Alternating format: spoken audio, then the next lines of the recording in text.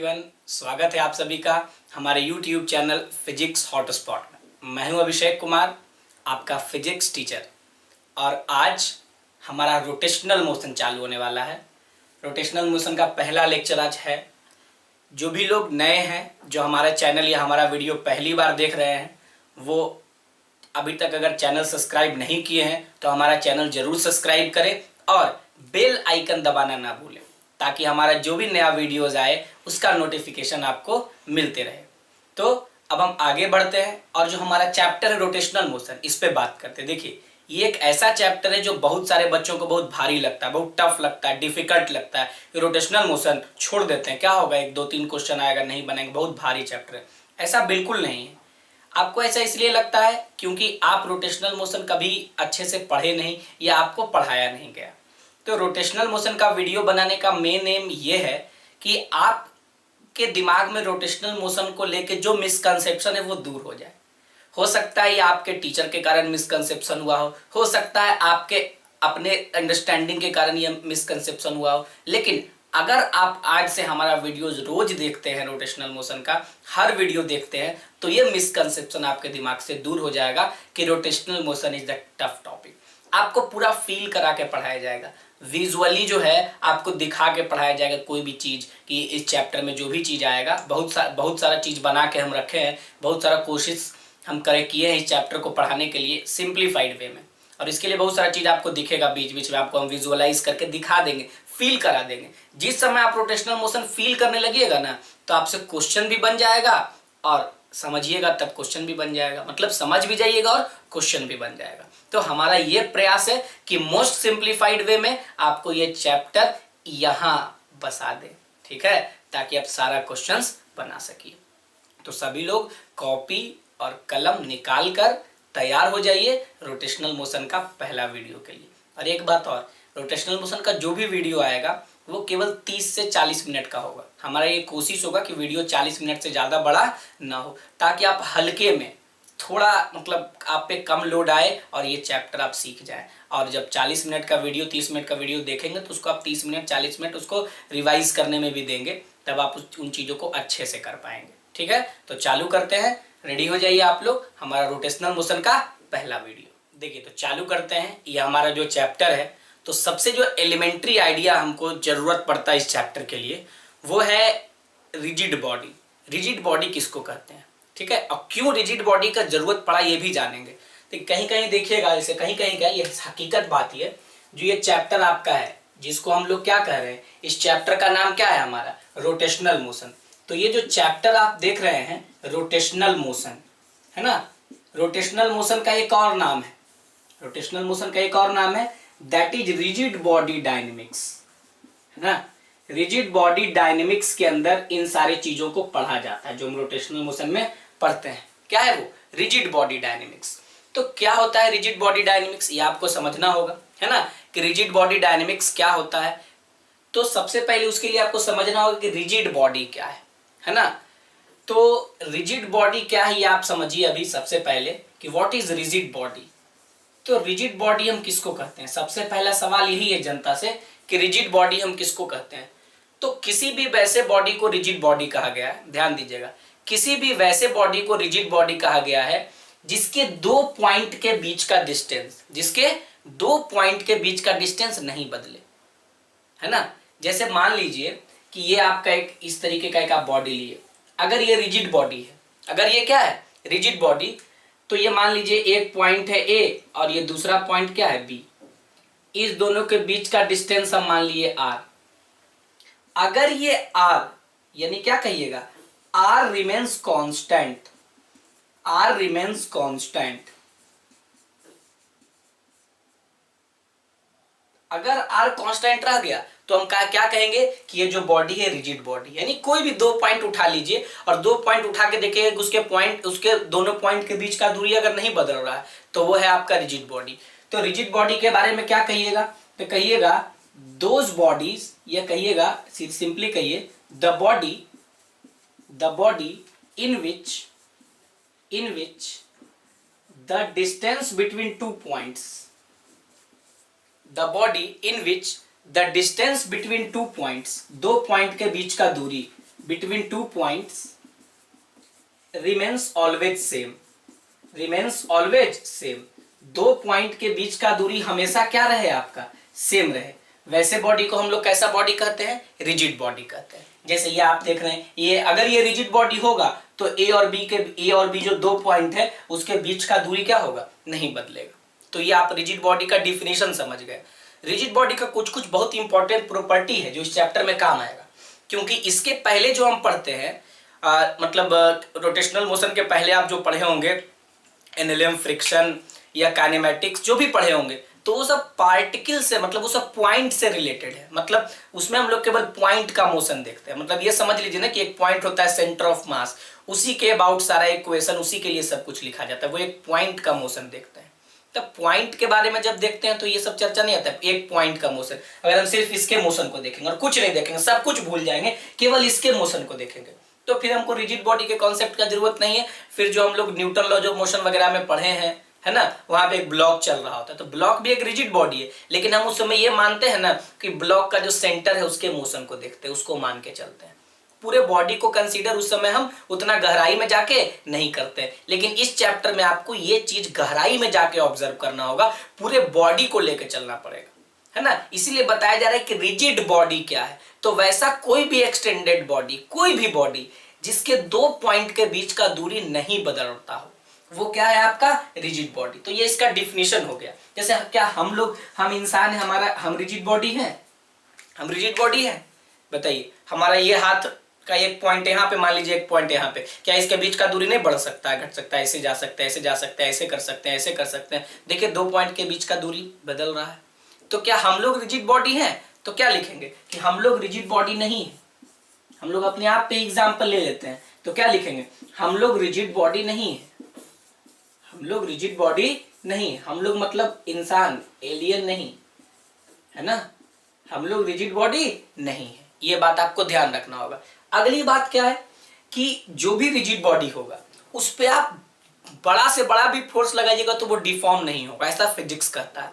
हालांकि ये solid state physics है, इसमें जिसको समझ लीजिए कि रोटेशनल मोशन से समझना ज्यादा कठिन है ना। आप कोलिजन में पढ़िए कि दो बॉडी डिफॉर्म हो जाता है ना, इंटरनल फोर्स के कारण। यहाँ पे हम क्या बोल रहे हैं कि जब हम किसी बॉडी पे बाहर से फोर्स लगाएंगे तो इवन लार्जर फोर्स भी बॉडी को डिफॉर्म ना कर पाए तो वही बॉडी रिजिड बॉडी होगा। तो क्या कहेंगे कि rigid bodies are not even deformed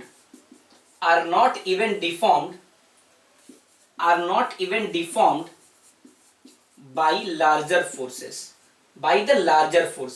even जो लार्जर फोर्स है ना, वो लार्जर फोर्स भी बॉडी को डिफॉर्म नहीं कर सकता है ना, बॉडी को डिफॉर्म नहीं कर पाएगा, तभी रिजिड बॉडी होगा, है ना। दो डिफॉर्म मतलब दो पॉइंट के बीच का दूरी बदलेगा ही नहीं कभी, कितनों आप फोर्स लगा दीजिए वो बदलना उसको नहीं है, तब वो रिजिड बॉडी होगा। अब देखिए, अब क्या है रिजिड बॉडी का जो अगला प्रॉपर्टी वो ये है कि जब भी आप रिजिड बॉडी में एक पॉइंट पर बैठकर दूसरे पॉइंट को देखिएगा, रिजिड बॉडी में एक पॉइंट पर बैठकर अगर दूसरे पॉइंट को देखेंगे तो वो दूसरा पॉइंट चाहे तो रेस्ट में होगा या फिर सर्कुलर पाथ में मूव कर रहा होगा, सर्कुलर मोशन, और तीसरा कोई संभावना, कोई पॉसिबिलिटी नहीं है। तो क्या लिखेंगे कि इन रिजिड बॉडी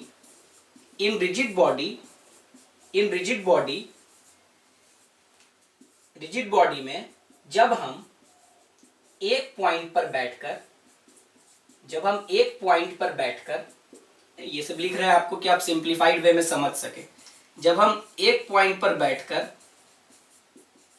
दूसरे पॉइंट को देखेंगे,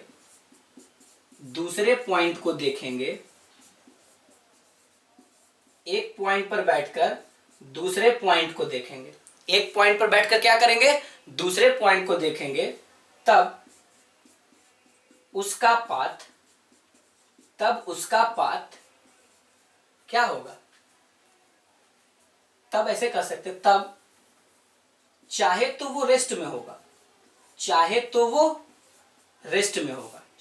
किस में होगा, रेस्ट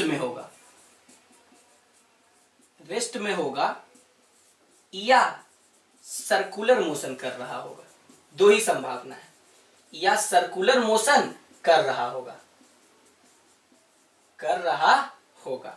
तो ये है आपका रिजिड बॉडी का प्रॉपर्टी। अभी हम दिखाएंगे कि हम जो बात बोले इसका मतलब क्या है ना। क्या बोले, ध्यान क्या रखना है आपको कि रिजिड बॉडी में अगर दो पॉइंट आप चुन लिए और एक पॉइंट पे आप खुद बैठ के दूसरे पॉइंट को ऑब्जर्व कर रहे हैं, तो चाहे तो दूसरा पॉइंट आपका रिस्पेक्ट में रेस्ट में होगा या फिर सर्कुलर मोशन कर रहा होगा, है ना। ये रिजिड बॉडी का प्रॉपर्टी है। वो कैसे हम दिखाएंगे, पहले आप इसको नोट करिए जल्दी से। जैसे देखिए क्या है कि अगर आप ऐसा बात करते हैं, जैसे मान लीजिए कि ये आप लिए,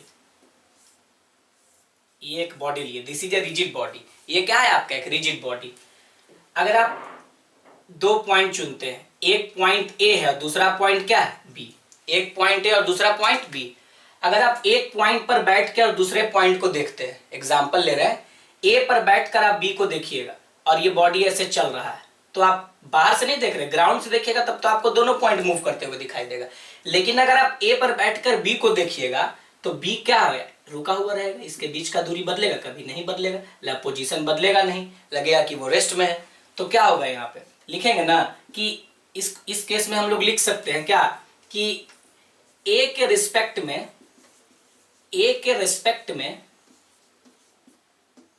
बी रेस्ट में है, ए के रिस्पेक्ट में बी क्या है आपका रेस्ट में है, आप कह सकते हैं। ये पहला केस हुआ कि रिजिड बॉडी का ये एक प्रॉपर्टी हो गया कि अगर आप एक पॉइंट पर बैठ के दूसरे पॉइंट को देखते हैं तो चाहे तो वो रेस्ट में होगा या फिर सर्कुलर मोशन कर रहा होगा। तो ये पे बैठ के बी को देखिए तो आपको रेस्ट में नजर आ रहा है। लेकिन अगर आप ऐसा बात करिए, है ना, इस तरह का मोशन, ये ऐसे जा रहा है आपका v वेलोसिटी से और ये घूम रहा है, ये रोलिंग है, ओमेगा एंगुलर वेलोसिटी से घूम रहा है, रोलिंग है। अगर आप ए पे बैठे हैं और आप बी को देख रहे हैं, ये बी यहाँ पे, तो ए पर बैठकर आप बी को देखेगा ना इस केस में, तो बी लगेगा कि इस पाथ में अपना क्या हो रहा है, आपका घूम रहा है। ये क्या है आपका, इस तरीके से वो सर्कुलर मोशन करते हुए नजर आएगा इस पाथ में। कोई भी पॉइंट चुन लीजिए तो इसके रिस्पेक्ट में उसका मोशन कैसा होगा, सर्कुलर मोशन होगा। तो यहाँ पे आप क्या कहिएगा कि ए के रेस्पेक्ट में बी का मोशन सर्कुलर होगा या बी का पाथ सर्कुलर होगा, यानी सर्कुलर मोशन कर रहा है वो, चाहे तो रेस्ट में है या फिर क्या होगा, सर्कुलर मोशन करेगा। तो ये रिजिड बॉडी का प्रॉपर्टी है जिसको आप ध्यान रखेंगे। अभी जो हम आपको बोले उसका फिगर हम बना के आपको इलस्ट्रेट कर दिए कि रिजिड बॉडी है तो एक पॉइंट के रिस्पेक्ट में दूसरा पॉइंट चाहे तो सर्कुलर मोशन कर रहा होगा और नहीं तो रुका हुआ होगा, है ना। अब देखिए इस चैप्टर को आगे बढ़ाने से पहले जो आपको अगला बात समझना है वो ये है कि सिस्टम ऑफ पार्टिकल नामक एक शब्द होता है। What is system of particle, आखिर ये रिजिड बॉडी भी है, rigid body is a system of particle. एक सिस्टम मतलब समझते हैं ना, सिस्टम मतलब ढेर सारा पार्टिकल इकट्ठे एक जगह आके काम कर रहा होता है, एक सिस्टम है। कोई भी चीज एक सिस्टम होता है। जैसे आप बोलते हैं ना कि कोचिंग है या फिर कोचिंग है, एक कोचिंग सिस्टम। सिस्टम मतलब कब बहुत सारे लोग हैं, टीचर हैं, नॉन टीचिंग स्टाफ हैं, डायरेक्टर हैं, है ना, बहुत सारे लोग हैं, गार्ड है, बहुत सारे लोग हैं जो कि एक कोचिंग सिस्टम को जन्म दे रहे हैं, कोचिंग सिस्टम को चला रहे हैं। सिस्टम मतलब ढेर सारा लोग एक जगह इकट्ठा है, वही एक सिस्टम को जन्म देता है। सिस्टम एक लिटरल मीनिंग आप उसका समझते होंगे। तो यहाँ पे हम जो बात कर रहे हैं, यहाँ पे हम बात कर रहे हैं कि सिस्टम ऑफ पार्टिकल क्या है। What do you mean by system of particle, कि सिस्टम ऑफ पार्टिकल से आप क्या समझते हैं। बहुत ही कॉमन शब्द है, अक्सर यूज होता है और आप इसका मीनिंग नहीं समझते, है ना। तो सिस्टम ऑफ पार्टिकल का बात अगर आपसे किया जाता है तो what is system of particle. तो दुनिया में कोई भी चीज, जितना भी फिजिकल बॉडी आप देख रहे हैं अपने आसपास, जितना भी फिजिकल बॉडी, हम हो गए, है ना, मार्कर हो गया, ये बोर्ड हो गया, कुछ भी, जो भी फिजिकल बॉडी आप अपने आसपास देख रहे हैं, every physical body is a system of particle, है ना। कोई भी, हम भी एक बहुत सारे पार्टिकल से मिलकर हमारा बॉडी बना, आपका बॉडी बना, ये मार्कर बहुत सारे छोटा छोटा पार्टिकल का एक कलेक्शन है। तो क्या कहेंगे, what is system of particle, तो कहेंगे सबसे अच्छा, every physical system in this universe, every physical system in this universe, every physical system in this universe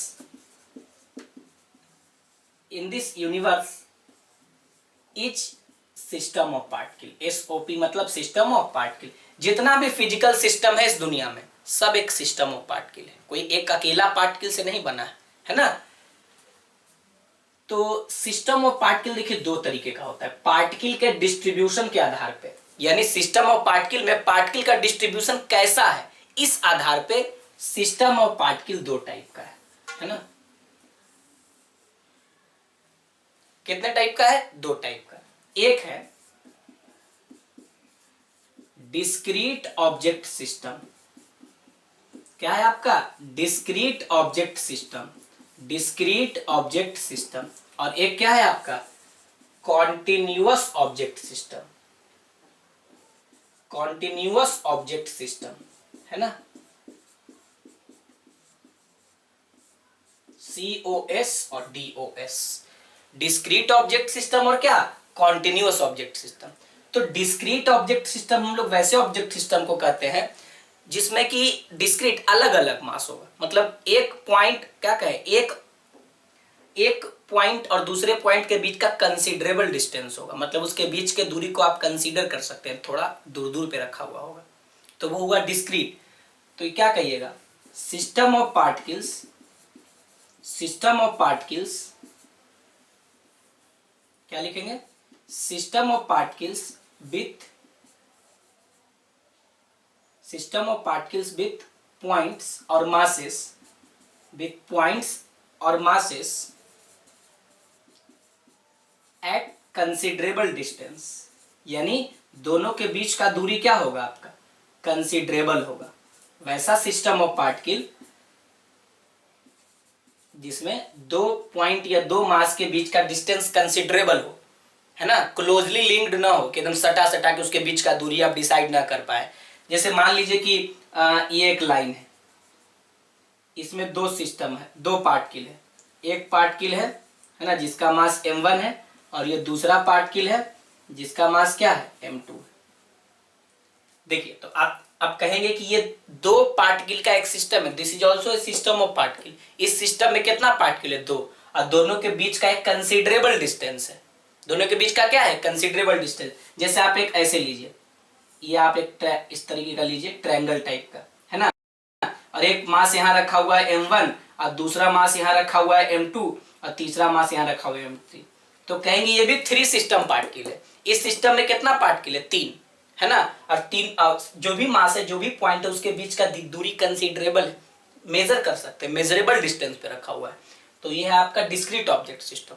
लेकिन अगर आप बात करिएगा कॉन्टिन्यूअस ऑब्जेक्ट सिस्टम का, तो कॉन्टिन्यूअस ऑब्जेक्ट सिस्टम क्या होता है कि system of particles with closely linked, closely linked, closely linked point और मासेस, पॉइंट या फिर क्या? मासेस। क्लोजली लिंक्ड पॉइंट और मास होगा।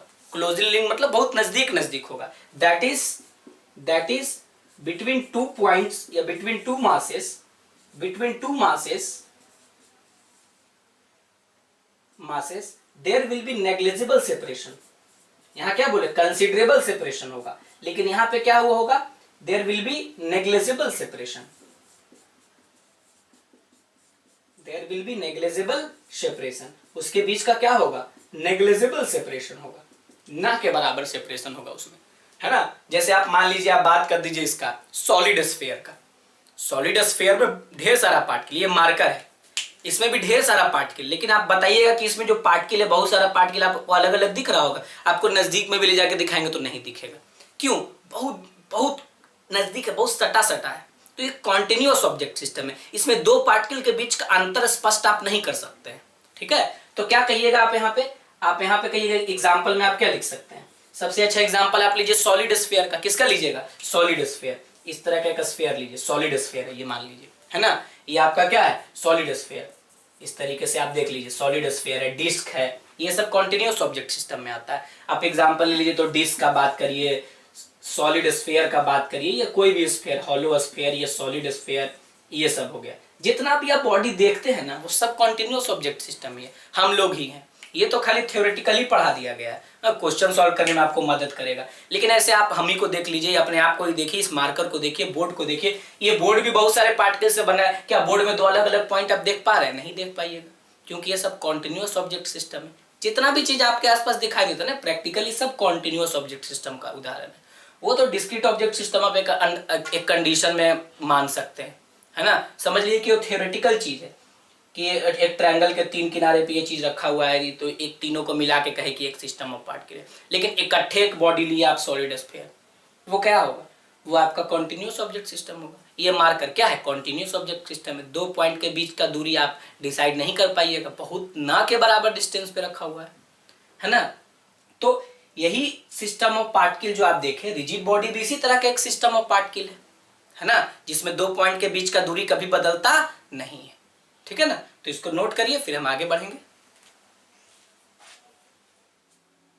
देखिए अब बात करेंगे जो सिस्टम ऑफ पार्टिकल, अभी देखिए अभी रोटेशनल मोशन चालू नहीं हुआ है, अब हम बात करेंगे system of particle. Rigid body तो देख लिए, अब हम बात करेंगे जो सिस्टम ऑफ पार्टिकल हम पढ़े हैं, उस सिस्टम ऑफ पार्टिकल के मोशन का बात करेंगे। ठीक है ना, कि सिस्टम ऑफ पार्टिकल का मोशन कैसे होता है, कितने प्रकार का मोशन होता है सिस्टम ऑफ पार्टिकल का। तो देखिए, तो हमारा जो अगला टॉपिक है वो क्या है, motion of system of particle. क्या है हमारा अगला topic, motion of system of particle.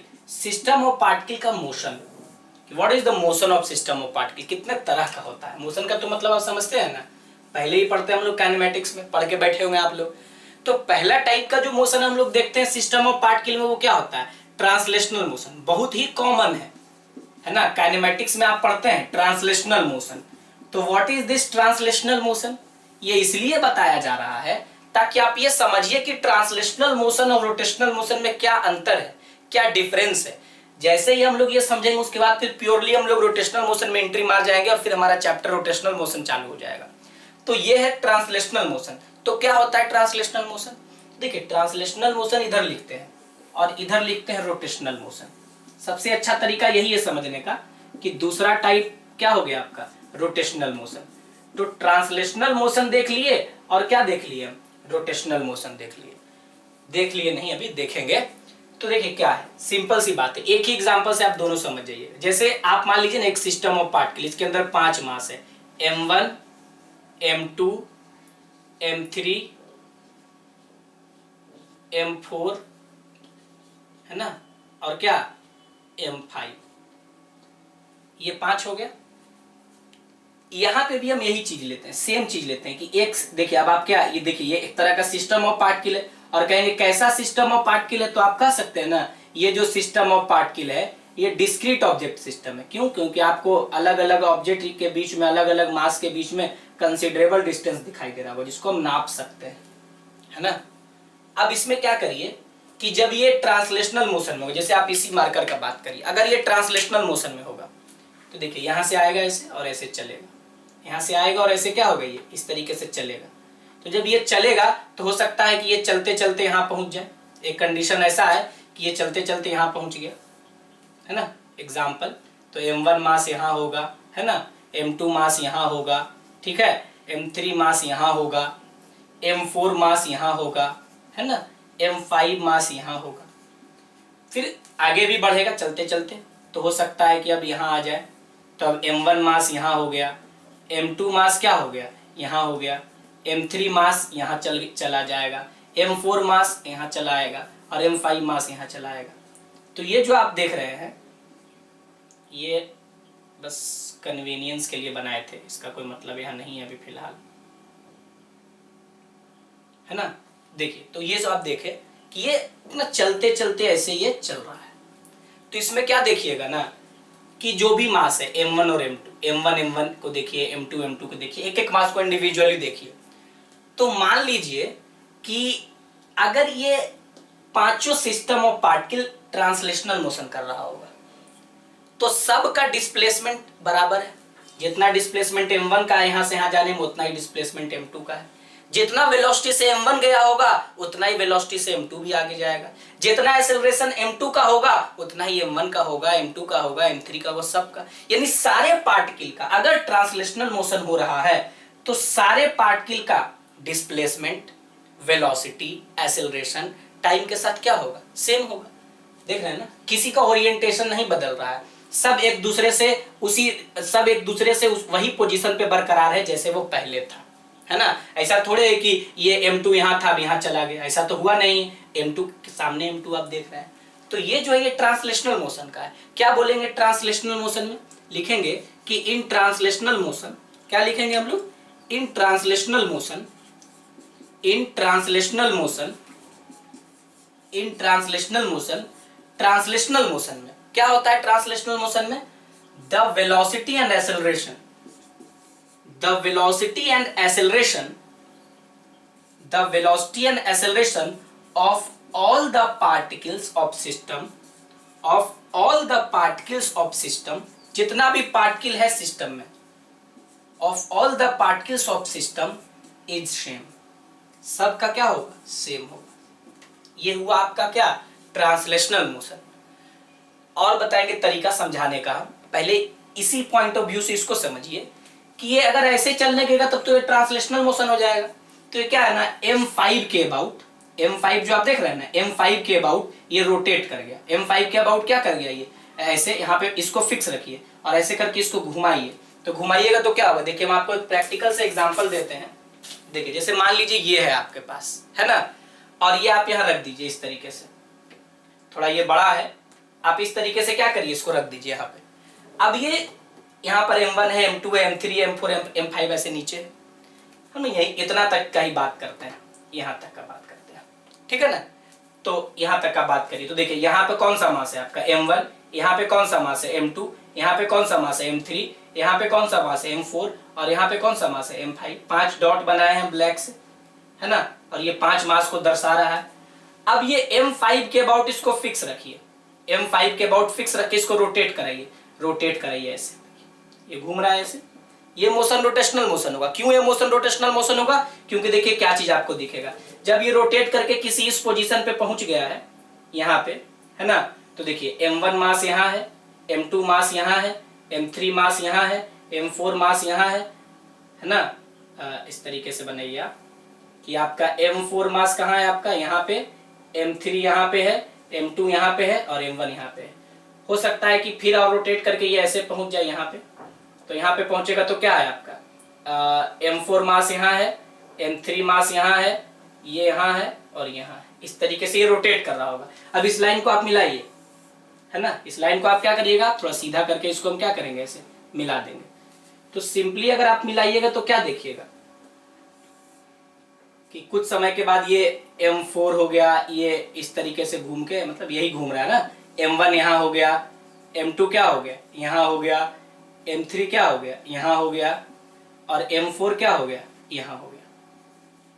उसी तरीके से फिर आगे घूमेगा तो m1 यहाँ पहुंच जाएगा, m2 यहाँ पहुंच जाएगा, है ना, m3 यहाँ पहुंच जाएगा, उसके बाद क्या है, m4 यहाँ पहुंच जाएगा, और m5 के अबाउट हम रोटेट ही करवा रहे हैं। तो क्या ट्रांसलेशन, जो आप रोटेशनल मोशन देखे आप, ये अलग अलग पोजीशन है, यहाँ होगा घूमते घूमते ऐसे, फिर नीचे भी पहुंचेगा। तो क्या हर समय m1 और m2 और m2 सब बराबर डिस्प्लेसमेंट कवर कर रहा है? खुद देखिए, ये देखिए, इसको देखिए और इसको देखिए, इसका डिस्प्लेसमेंट और इसका डिस्प्लेसमेंट, इसका डिस्प्लेसमेंट ज्यादा है और इसका डिस्प्लेसमेंट क्या है, कम है। तो कहीं ना कहीं अगर आप बात करते हैं डिस्प्लेसमेंट का, तो सारे पार्टिकल का डिस्प्लेसमेंट यहाँ अलग अलग है, यहाँ तो सेम है। देखिए m1 का, m2 का, m3 का सब सेम है। तो यहाँ पे सारे पार्टिकल का डिस्प्लेसमेंट, वेलोसिटी, एक्सेलरेशन सब अलग अलग हो जाएगा। यानी कहेंगे कि अगर कहीं पे रोटेशनल मोशन हो रहा है तो जो पार्टिकल है सिस्टम का, वो सारे पार्टिकल का वेलोसिटी, एक्सेलरेशन, डिस्प्लेसमेंट अलग अलग होगा। और अगर सेम हो गया तो वो कैसा मोशन है, रोटेशनल मोशन है। तो क्या कहिएगा आप कि, क्या कहिएगा आप यहाँ पे कह सकते हैं ना कि in rotational motion the velocity and acceleration of particles are not same. सारे पार्टिकल का वेलोसिटी और एक्सेलरेशन सेम नहीं होगा। m1 का वेलोसिटी, m2 का वेलोसिटी अलग अलग है, अलग अलग डिस्प्लेसमेंट है। डिस्प्लेसमेंट बटा टाइम ही तो वेलोसिटी होता है, टाइम तो सेम है सबके लिए, तो वेलोसिटी सबका क्या होगा, अलग अलग, और एक्सेलरेशन भी अलग अलग होगा। लेकिन यही बात आप देखिएगा, साफ साफ दिख रहा है, सबका वेलोसिटी, सबका डिस्प्लेसमेंट सेम है। अगर आगे बढ़ रहा है तो यहाँ पे सबका डिस्प्लेसमेंट सेम नहीं है। तो क्या होता है रोटेशनल मोशन में, कोई ऐसा चीज है जो यहाँ भी सेम रहेगा आपका, वो क्या है कि जब किसी पॉइंट के अबाउट ये रोटेट करेगा, ये अभी आपको बताएंगे, ये m5 के अबाउट रोटेट कर रहा है, हम m4 के अबाउट भी रोटेट करा सकते थे, m3 के अबाउट भी करा सकते थे। तो किसी भी पॉइंट के अबाउट अगर वो रोटेट करता है, थीटा एंगल टर्न किया, जैसे मान लीजिए ये एंगल θ1 है, ये आगे बढ़ा तो कितना एंगल टर्न किया, θ2। तो अगर कोई भी बॉडी किसी फिक्स पॉइंट के अबाउट थीटा एंगल से रोटेट करता है, थीटा एंगल से क्या करता है, रोटेट करता है, तो उसका यहाँ पे एंगुलर वेलोसिटी और एंगुलर एक्सेलरेशन सेम होगा। वेलोसिटी और एक्सेलरेशन सेम नहीं होगा, एंगुलर वेलोसिटी और एंगुलर एक्सेलरेशन सेम होगा। समझे बात को? तो क्या लिखेंगे कि इन रोटेशनल मोशन में if a body rotates an angle theta, कितना एंगल से रोटेट करेगा वो? थीटा एंगल से रोटेट करेगा। If a body rotates an angle theta, है ना, about a fixed point,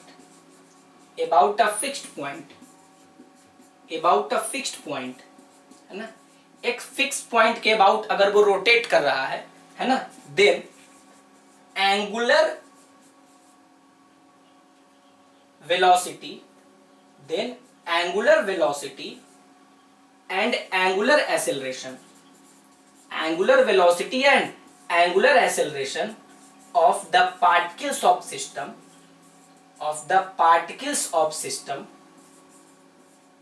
will be same। ये सबसे अच्छा एग्जाम्पल है किस चीज को समझने के लिए? ट्रांसलेशनल मोशन और रोटेशनल मोशन के बीच का अंतर। एक ही एग्जाम्पल से आपको दोनों चीज हम समझा दिए, ठीक है ना। तो ये अंतर है, बेसिक डिफरेंस है। और भी तरीका है इसको समझने का, अलग अलग लोग अलग अलग तरीके से समझाते हैं, लेकिन हमको लगा कि ये सबसे सिंपल तरीका है कि अगर ट्रांसलेशनल मोशन हो रहा है तो एक पॉइंट दूसरा पॉइंट, जो भी पॉइंट होगा, सबका डिस्प्लेसमेंट, सबका वेलोसिटी सेम होगा आपस में। लेकिन यहाँ पे क्या है? अलग अलग होगा। यहाँ पे सेम क्या होगा कि अगर वो थीटा एंगल रोटेट किया है किसी पॉइंट के अबाउट, तो आपका एंगुलर वेलोसिटी और एंगुलर एक्सेलरेशन सेम होगा, ठीक है। और भी चीज अभी हम देखेंगे, पहले इसको आप नोट करिए। देखिए अब हम ऐसे भी समझ सकते हैं, जैसे कि मान लीजिए ना कि ये कोई बॉडी है ना, एक बॉडी ऐसे लीजिए और एक बॉडी आप इस तरीके से लीजिए, है ना, ये सेम बॉडी, बस बनाने का फर्क है। अब इसके अंदर आप 3 पॉइंट लीजिए, point A, point B, point C, कोई भी ले सकते हैं आप, ढेर सारा होगा इसमें, 3 पॉइंट हम लिए। वही 3 पॉइंट इसके अंदर भी लीजिए, पॉइंट ए, पॉइंट बी और पॉइंट सी, ए बी और क्या सी। तो अगर इसमें हम एरो बनाते हैं, ठीक है ना, एरो, इसमें भी हम एरो बनाते हैं, और एक रेफरेंस पॉइंट मान लिए दिए सेंटर पे या कहीं भी, इस तरीके से मान लिए। अगर ये चल रहा होगा, यानी अगर ये ट्रांसलेशनल मोशन कर रहा होगा, तो जो एरो है ना, इसका ओरिएंटेशन कभी नहीं बदलेगा। ओरिएंटेशन मतलब वो सीधा ही रहेगा, सीधा बना दिए सीधा ही रहेगा। अगर हम ऐसे बनाते तो ये ऐसे ही रहता, तो वो ट्रांसलेशनल मोशन हो गया। लेकिन अगर ये इस फिक्स पॉइंट के अबाउट ये रोटेट कर रहा होगा, तो कुछ समय के बाद ये एरो क्या हो जाएगा? अगर मान लीजिए ये रोटेट करके, ये बॉडी ये रोटेट करके ऐसे पहुंच गया, जैसे आप सिंपल सा बात आपको हम समझा दें कि आप ऐसे समझ सकते हैं। सिंपल से मान लीजिए एक पीस ऑफ पेपर हम लिए, और अगर ये इसमें ना ये सिस्टम ऑफ पार्टिकल है, मान लीजिए इसके अंदर हम 3 पॉइंट लिए, ए बी और क्या सी। तो देखिए ये v वेलोसिटी से चलेगा, सॉरी ये आगे चलेगा, एरो पूरा बॉडी है, ये आगे एरो बनाए हम, एरो बस समझने के लिए बनाए, तीनों पॉइंट पे एरो मोशन को नहीं दिखा रहा है, एरो इस टाइप ऑफ ओरिएंटेशन। तो अगर ये लीनियर मोशन कर रहा होगा, ऐसे चल रहा होगा, है ना, अगर ये ऐसे चल रहा होगा लीनियर मोशन करते हुए, तो एरो का ओरिएंटेशन कभी नहीं बदलेगा, एरो ऐसे ही रहेगा हमेशा जैसा आपको दिख रहा है। लेकिन अगर ये ट्रांसलेशनल मोशन कर रहा होगा, अगर ये कैसा मोशन कर रहा होगा, सॉरी अगर ये रोटेशनल मोशन कर रहा होगा, तो ये एरो अगर ऐसे बनाए, तो अभी एरो का पोजीशन ये है इसके तरह, लेकिन जैसे आप ये रोटेट करेगा, देखिए एरो का ओरिएंटेशन बदल गया ना। पहले एरो ऐसे था, ये इसका एरो का इनिशियल कंडीशन था, अब एरो ऐसे होते जा रहा है। तो देख रहे हैं ना कि आप क्या देखिएगा कि ओरिएंटेशन बदल जाता है। अगर मोशन के दौरान किसी फिक्स पॉइंट के रिस्पेक्ट में किसी दूसरे पॉइंट का ओरिएंटेशन ना बदले, विदाउट चेंजिंग ओरिएंटेशन अगर मोशन हो रहा हो, तो वो ट्रांसलेशनल मोशन है। लेकिन अगर ओरिएंटेशन बदल जाएगा, ये अगर घूमेगा तो सही, ये अगर घूमेगा तो क्या होगा, एरो तो सीधा रहेगा नहीं, उसका ओरिएंटेशन क्या होगा, बदलेगा। तो क्या बोलेंगे हम कि अगर ट्रांसलेशनल मोशन हो रहा है, तो ट्रांसलेशनल मोशन एक ऐसा मोशन है जिसमें कि किसी भी पॉइंट का जो मोशन कर रहा है उसका ओरिएंटेशन किसी फिक्स पॉइंट के अबाउट बदलेगा नहीं, है ना। तो क्या लिखेंगे कि इन ट्रांसलेशनल मोशन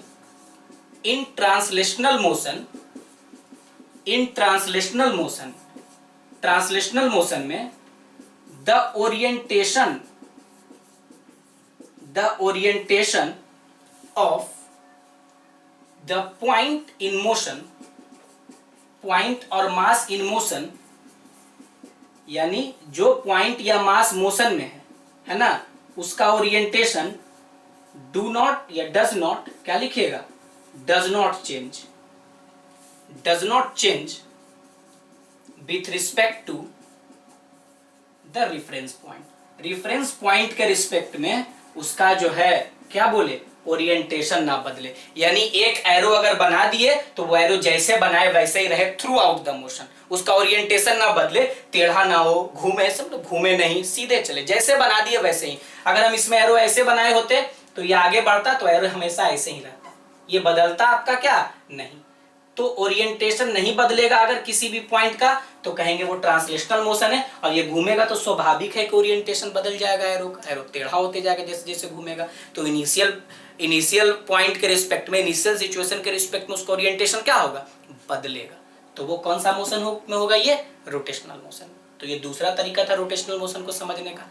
अब देखिए, एक बात बोले कि फिक्स पॉइंट के अबाउट ये रोटेट कर रहा है। अब इस पे हम चर्चा करेंगे कि रोटेशनल मोशन को अब हम ना 3 डायमेंशनली देखेंगे, विजुअलाइज करेंगे। ये तो वही हम अंतर समझा रहे थे आपको कि ट्रांसलेशनल और रोटेशनल मोशन में क्या अंतर है, तो कुछ डिफरेंस आपको दिखा होगा और उम्मीद करते हैं कि आप समझ भी रहे होंगे। अब हम आगे बढ़ेंगे और एक बड़ा कॉमन आप लोगों के दिमाग में होता है रोटेशन और रिवॉल्यूशन, इसमें कंफ्यूजन होता है। तो ये भी हम आपको बताएंगे कि रोटेशन क्या और रिवॉल्यूशन क्या है ना।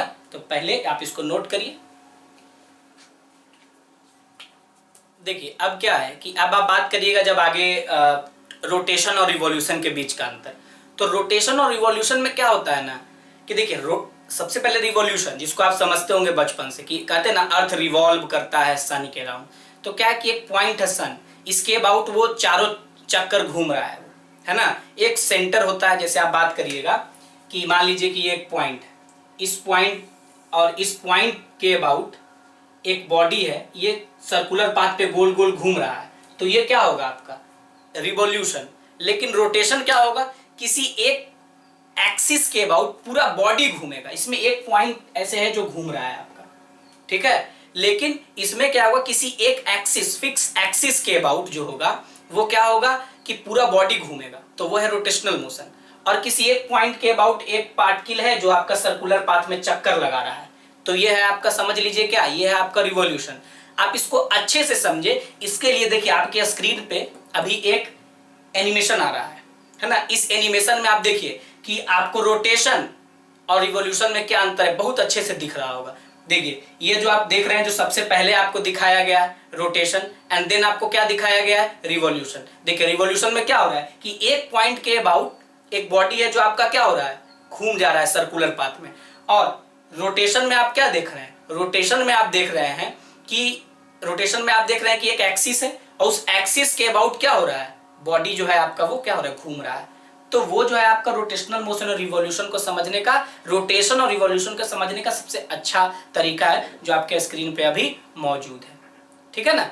और अगर आप अच्छे से रोटेशनल मोशन को समझना चाहते हैं कि एक्सिस के अबाउट घूमना क्या होता है, तो देखिए हम आपको एक प्रैक्टिकल सा इलस्ट्रेशन करवाते हैं। वो इलस्ट्रेशन क्या है, जो देखिए, जैसे मान लीजिए, देखिए इस तरह का आप इलस्ट्रेशन करिए, देख रहे होंगे आप, ये देख रहे हैं ना, ये इस तरीके से, ये जो है ना, ये हमारा जो रॉड है ये एक्सिस का काम करेगा। इसके अबाउट देखिए ऐसे ये घूमेगा, ये ऐसे है, ऐसे क्या हो रहा है, घूम रहा है। व्हाट इज दिस, ये क्या है, this is what, this is the rotational motion. ये क्या है आपका रोटेशनल मोशन है। ये एक एक्सिस है जो आपको उजला वाला रॉड दिखाई दे रहा है और उसके अबाउट ये क्या हो रहा है, घूम रहा है। तो ये रोटेशनल मोशन है। देखिए एक फिक्स एक्सिस है ये, इस एक्सिस के अबाउट पूरा बॉडी क्या हो रहा है आपका, घूम रहा है। तो this is the rotational motion. ये क्या है आपका रोटेशनल मोशन है।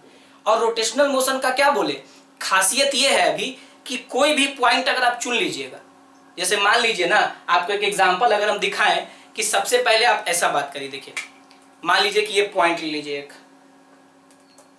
है ना, आपको दिखाई दे रहा होगा शायद। देखिए ये एक पॉइंट लिया है हम यहाँ पे, और इस अगर ये बॉडी रोटेशनल मोशन कर रहा होगा तो इस पॉइंट का मोशन कैसा होगा, सर्कुलर।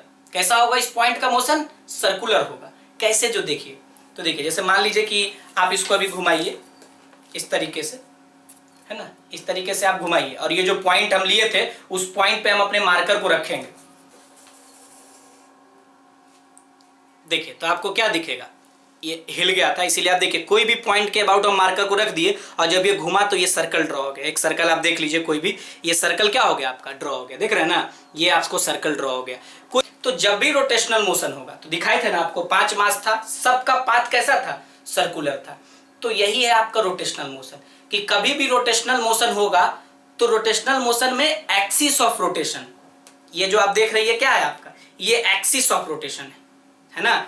और ये जो एक्सिस ऑफ रोटेशन आप देख रहे हैं, बॉडी इसी के अबाउट घूम रहा है पूरा बॉडी, और इसमें कोई भी पॉइंट अगर आप इस बॉडी पे चुन लेते हैं तो उसका पाथ क्या होगा आपका, सर्कुलर पाथ होगा। वो सारा पार्टिकल सर्कुलर पाथ में चल रहा होगा, सर्कुलर पाथ पे चल रहा होगा, सबका मोशन कैसा होगा, सर्कुलर मोशन होगा। तो आप क्या कहिएगा यहाँ पे, अगर आप बात करिएगा किसका, रोटेशनल मोशन का, तो रोटेशनल मोशन के डिफिनीशन में आप क्या लिख सकते हैं, देखिए क्या लिखिएगा आप रोटेशनल मोशन के डिफिनीशन में, तो कहिएगा it is the motion of, it is the motion of system of particle, it is the motion of system of particle, ये सिस्टम ऑफ पार्टिकल का मोशन है, ठीक है, around a fixed axis, around a fixed axis called axis of rotation.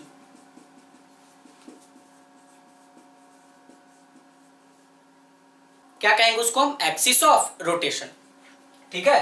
तो देखिए in which all particles of system, in which all particles of system, उस system का जितना सारा पार्टिकल होगा, performs circular motion, performs circular motion, यानी उस system का जितना सारा पार्टिकल होगा उस एक्सिस ऑफ रोटेशन के अबाउट वो क्या करेगा, सर्कुलर मोशन परफॉर्म करेगा।